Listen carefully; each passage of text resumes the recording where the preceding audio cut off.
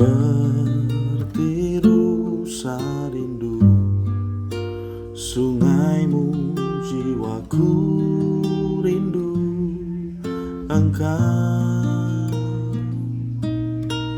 Kaulah Tuhan hasrat hatiku, ku rindu menyembahmu.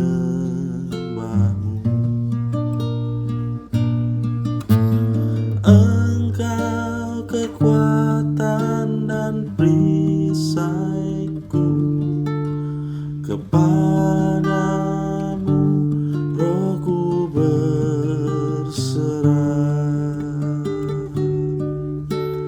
Kaulah Tuhan hasrat hatiku, ku rindu menyembahmu.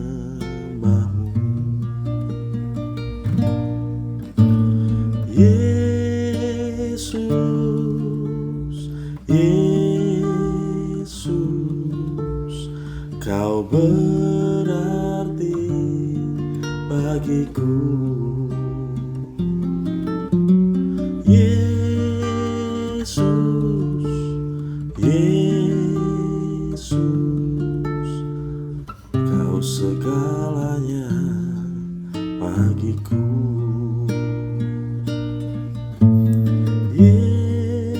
Yesus, Yesus, Kau berarti bagiku. Yesus,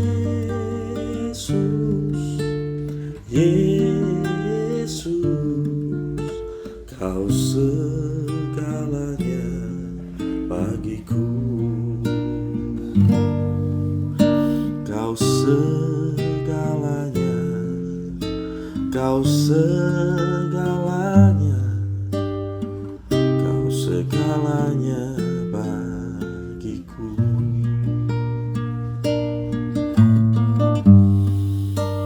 Terima kasih. Kau segalanya bagiku.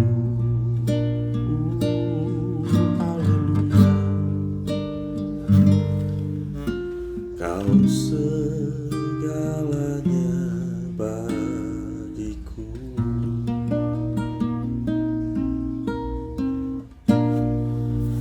Terima kasih Tuhan untuk pagi hari ini.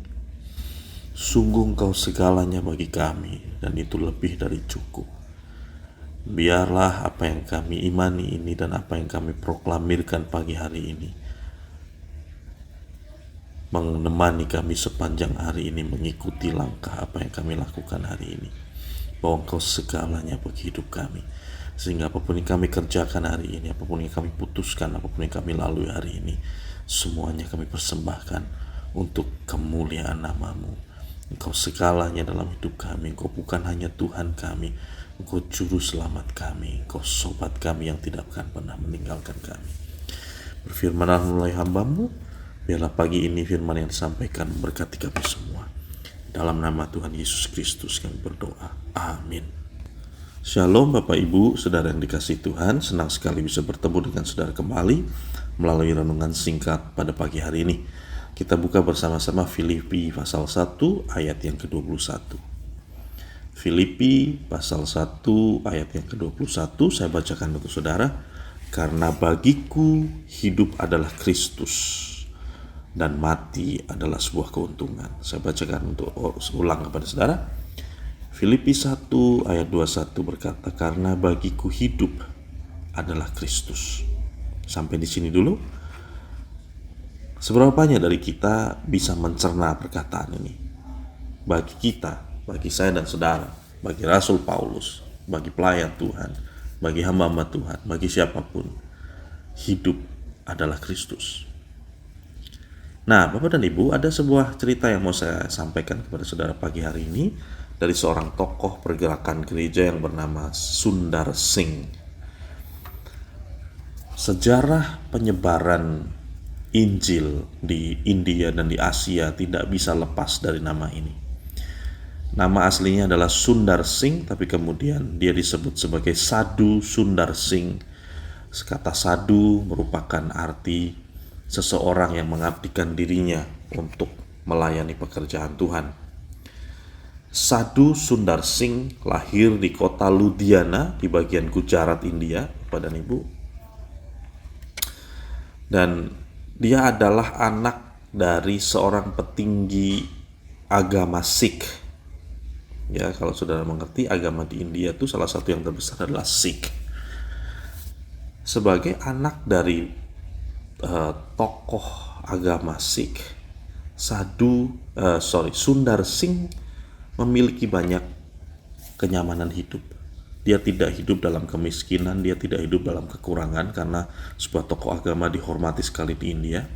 Dia lahir pada tahun 1889 di sebuah keluarga Sikh yang kaya di Gujarat, di kota Ludhiana.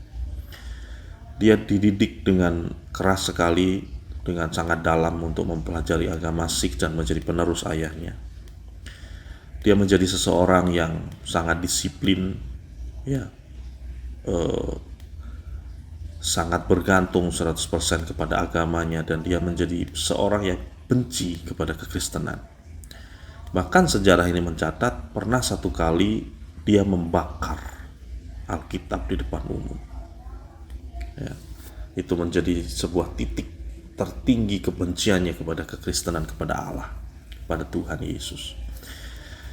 Tetapi di tengah pendidikan yang begitu masif, di tengah fasilitas jasmani yang begitu masif yang dia terima, ada satu kehampaan di dalam hidupnya. Dia merasa ada sesuatu yang tidak lengkap di dalam hatinya. Hingga suatu ketika dia ingin mengakhiri hidupnya dengan menabrakkan diri kepada kereta api yang berjalan dengan cepat. Sebuah mujizat terjadi ketika dia hendak menabrakkan diri itu. Tuhan menampakkan diri kepadanya dan berkata, "Aku Yesus, aku telah mati bagimu." Itu disertai dengan sebuah cahaya yang begitu menyilaukan, dan dia jatuh tertelungkup. Kejadian ini membuat Sundar Singh berubah 100%. Dia bertemu dengan Yesus. Dia melihat Yesus dalam sebuah cahaya yang begitu gemerlap. Dia menyerahkan hidupnya bagi Yesus dan menjadi pengikut Yesus. Dan ini membawa sebuah konsekuensi yang begitu besar kepadanya, karena dia harus kehilangan keluarganya, dia diusir. Dia tidak lagi mendapatkan keistimewaan sebagai anak seorang petinggi agama Sikh. Sundar Singh kemudian memilih hidup sebagai sadhu, sebagai pertapa atau pengembara suci. Itulah sebabnya dia disebut sebagai Sadhu Sundar Singh. Dia berjalan dari satu daerah ke daerah yang lain tanpa uang, hanya mengandalkan belas kasihan orang yang akan memberi makan kepadanya, dan dia memberitakan Injil. Dia memberitakan Yesus yang dia temui. Dia memberitakan bahwa di dalam Yesus ada keselamatan. Dia memberitakan bahwa Yesus adalah Tuhan. Hingga satu saat dia ada di sebuah desa. Ketika dia sedang memberitakan Injil, dia dianiaya karena desa tersebut tidak mau menerima Injil. Lalu dia dimasukkan ke dalam sebuah sumur kering yang dalam sekitar 4 meter. Dia dijatuhkan dan tangannya patah, tulang tangannya patah, lengannya patah. Sumur kering, Bapak dan Ibu, otomatis tidak akan ada orang yang datang. Kalau sumur ada air, orang akan datang cari air. Tapi ini sumur kering, dan semua orang di desa tahu bahwa sumur ini kering. Jadi tidak ada orang yang datang. Masuk hari yang ketiga, sejarah mencatat ada seorang yang mengulurkan tali. Lalu dengan susah payah, si Sadhu Sundar Singh pun naik pada hari yang ketiga, tapi dia tidak mendapatkan siapa penolongnya. Penduduk desa pun marah, lalu mencari orang itu. Siapa kira-kira orang yang berani melepaskan Sadhu Sundar Singh? Tetapi tidak ditemui. Bahkan satu-satunya kunci yang mereka punya untuk mengunci, merantai sumur tersebut masih dipegang oleh ketua desanya. Sejarah mencatat bahwa inilah pertolongan Tuhan, pertolongan yang adikodrati untuk Sadhu Sundar Singh.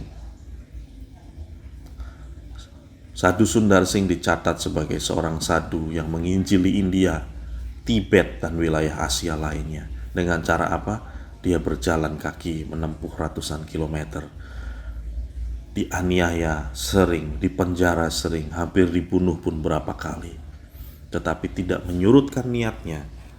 Dan ayat yang sering dia kutip, tadi ayat yang kita baca Filipi 1 ayat 21, yang merupakan ayat favoritnya, bahwa bagiku hidup adalah Kristus, mati adalah sebuah keuntungan. Apa yang bisa kita ambil dari renungan pagi hari ini? Seringkali kita berkata dengan mudah bahwa Tuhan segalanya bagiku, hidup adalah Kristus, tapi sikap hidup kita tidak mencerminkan hal tersebut. Saya juga sedang berkhotbah kepada diri saya sendiri. Sudahkah aku menjalani itu? Mari melalui renungan pagi ini kita bersama-sama merendahkan hati kita, mengoreksi hati kita, mengkalibrasi ulang iman kita dan kepercayaan kita bahwa Kristus segala-galanya bagi kita. Dan hidup ini, hidup saudara, hidup saya yang sedang kita hidupi hari ini, yang tidak lama, mungkin 60, 70, 80 tahun, adalah sebuah hidup bagi Kristus. Selamat mencerna firman ini. Tuhan memberkati.